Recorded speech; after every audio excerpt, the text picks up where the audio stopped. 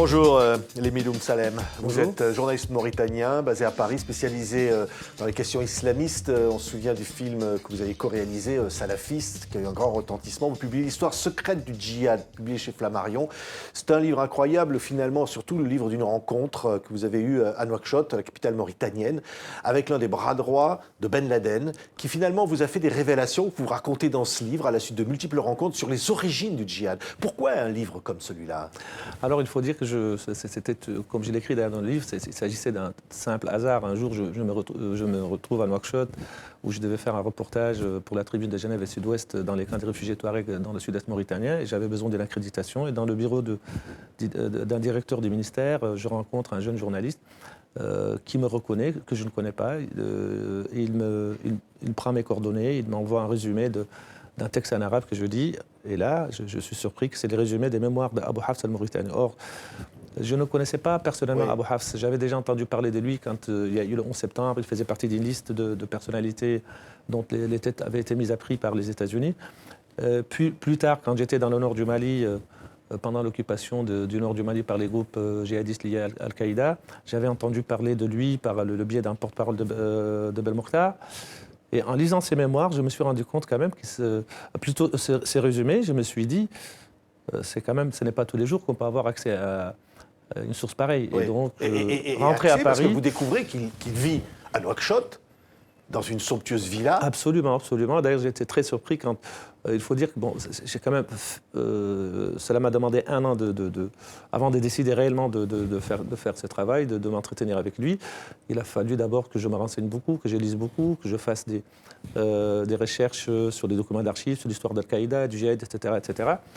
Et j'ai aussi parlé à mon entourage ici à Paris. Certains amis très, très pointus sur ces questions m'avait vivement encouragé à aller le voir. Et puis après, j'ai commencé d'abord à m'entretenir avec lui par téléphone. Et puis après, je me suis rendu sur place. Oui. J'ai passé donc plusieurs semaines d'entretien. Vous arrivez sur place et vous découvrez donc cet endroit, Absolument, dans un quartier huppé de Nouakchott, à côté de personnages dont un ancien chef de la sécurité. Absolument. Et c'est une somptueuse villa qui est coincée entre deux autres grandes villas. L'une appartient au maire adjoint de Nouakchott, l'autre à une famille de diplomates européens. Et en face, c'est le domicile de l'ancien patron de la sécurité d'État. Et j'avoue que je ne m'attendais pas du tout à le trouver dans un univers très, très pauvre et démuni, mais je ne m'attendais pas à le trouver au cœur du quartier diplomatique de Nouakchott. Oui, donc vous vous interrogez d'ailleurs sur la source de cette richesse. Vous le rencontrez et qu'est-ce qu'il vous dit ? Et finalement, qu'est-ce qu'il finit par vous raconter ?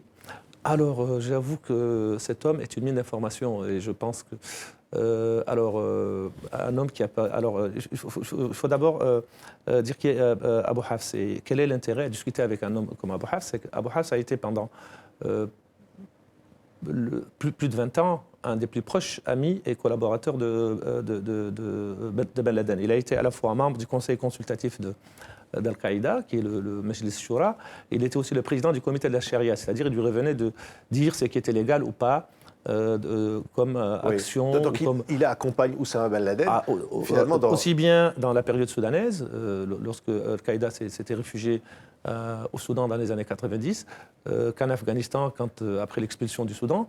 Il a été aussi, après le 11 septembre, il s'est retrouvé porté à la tête des groupes djihadistes qui s'étaient réfugiés en Iran, et c'était l'interlocuteur principal des autorités iraniennes. Et sur cet aspect, justement, les mémoires d'Abou Hafs sont une mine d'informations sur le comportement d'un certain nombre de pays vis-à-vis des groupes djihadistes, aussi bien l'Iran, le Pakistan, l'Arabie Saoudite, etc. Alors tout ce qu'il vous raconte, qui est dans ce livre, publié chez Flammarion, tout ce qu'il vous raconte finalement vous conduit notamment à certaines conclusions sur la responsabilité, vous le dites d'ailleurs, de pays comme le Pakistan. Alors il y a il y a une petite anecdote justement qu'il raconte, qu'il décrit dans ses mémoires et qu'il m'a raconté d'ailleurs de vive voix. Quand les États-Unis demandent, à un moment donné, les États-Unis avaient demandé au gouvernement pakistanais d'intervenir auprès des talibans pour se faire livrer Ben Laden. Alors le gouvernement pakistanais charge le patron des services de sécurité, l'ISIS, d'aller présenter la requête au Mollah Omar, le chef des talibans. Ce qu'il fait officiellement. Mais au moment, quand il finit de lui présenter la requête de manière officielle, le chef des services de sécurité pakistanais dit au Mollah Omar, alors là, j'ai fait mon travail, mais de vous à moi, je vous demande de ne pas le faire. C'est quand même D'accord. assez bizarre. Oui, donc ça c'est une révélation qu'il vous fait dans ce livre. Vous racontez aussi comment l'un des fondateurs de l'État islamique va être finalement lâché par un pays Zarqawi, et qui va pouvoir... effectivement. Et l'une des particularités l'une des particularités du parcours justement d'Abu Hafs, c'est qu'il a quasiment fréquenté l'ensemble des leaders djihadistes contemporains Ben Laden, Zarqawi son successeur, mais Zawahiri son successeur, et le fameux Abu Mus'ab Zarqawi, le démiurge de l'État islamique, parce que Abu Mus'ab Zarqawi, on peut le considérer comme l'inventeur de l'État islamique.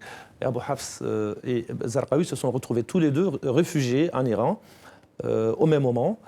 Mais Abu Hafs y restera jusqu'à sa libération en 2012, alors que Zarqawi, lui, sera étrangement lâché dans la nature et il se retrouvera justement en Iran pendant au début de l'occupation américaine. Oui. Et c'est de là qu'il lancera justement ce qui deviendra plus tard l'État islamique. Alors tout ça est dans ce livre. Hein. Vous dites d'ailleurs en conclusion de ce livre, vous dites l'argent est quand même le nerf de la guerre. Ça oui, c'est une des conclusions de ce parcours-là. Surtout à travers Al-Qaïda, j'ai remarqué quand même que si, c'est ma conclusion personnelle, bon, je me dis que si Ben Laden n'était pas aussi riche, je n'imagine pas tous ces djihadistes autour de lui, y compris Abu Hafs al-Mauritani. Je pense que si Ben Laden était un djihadiste désargenté, un prédicateur sans argent, je ne pense pas que tous ces groupes et tous ces hommes l'auraient rejoint dans Al-Qaïda. Oui, et vous concluez aussi, évidemment, que ce bras droit, hein, M. Sharia de Ben Laden, qui continue de vivre à Nouakchott, reçoit beaucoup. Y compris d'ailleurs pour donner des conseils de compréhension du mouvement djihadiste.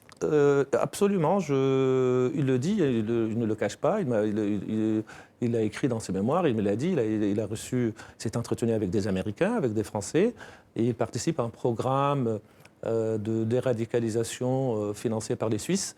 Oui. Il dit en gros, je peux vous aider à résoudre vos problèmes. Oui, il dit ça aux Occidentaux. Ah oui, absolument.